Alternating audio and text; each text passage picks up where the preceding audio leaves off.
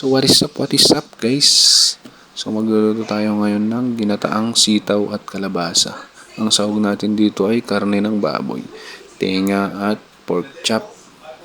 Tapos ang gamit nating gata dito guys is Coco Mama fresh gata. Yes sir. So ito na ang ating kawali na may konting mantika. Lagay na natin tong karne. So after nating mailagay itong karne is medyo halu-haluin natin ng bahagya para hindi siya dumikit guys. So after that guys, pwede rin tayo magdagdag ng konting mantika, konti lang para hindi masyadong mataba.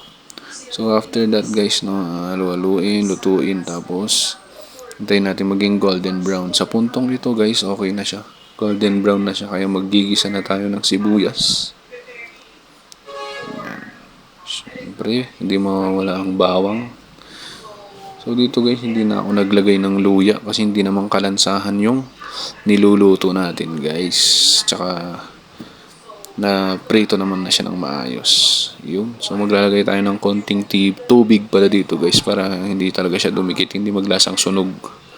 So after that guys, halu-haluin natin siya para maluto ng maigi. So maglalagay din tayo ng konting alamang dito guys. Pwede rin yung damihan ng konti. Yan.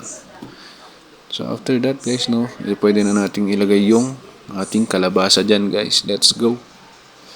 So pag nailagay na yung kalabasa guys, kailangan na nating halu-haluin ulit yan guys.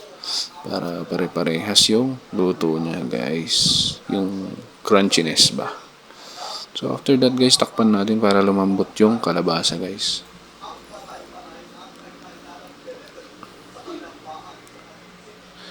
So after that guys, i-check na lang kung pwedeng nang nating ilagay yung sitaw.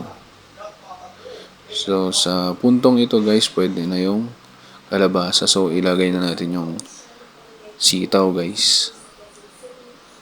So hahaluin na naman natin yan guys para parehas sila ng crunchiness ng kalabasa at saka yung sitaw.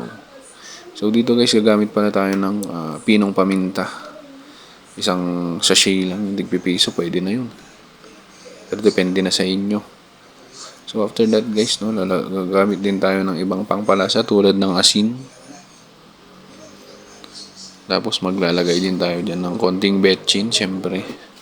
So after that guys, ilalagay na natin itong Coco Mama fresh gata.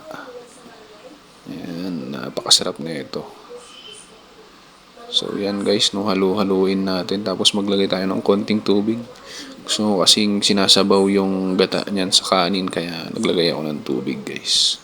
Tsaka para hindi rin siya masyadong malapot. Let's go. So after that guys, check lang, takpan hanggang maluto. Tapos yan, tikman na natin guys kung okay na ba yung lambot ng ating mga gulay. So okay naman na sa puntong ito guys. So check na lang natin kung pwede na. So yun guys, okay na to guys. Let's go. So ito na ang ating finished product. Tapos may kasamang boneless bangus. Sarap guys. Kain na tayo. Salamat sa panonood. Bye!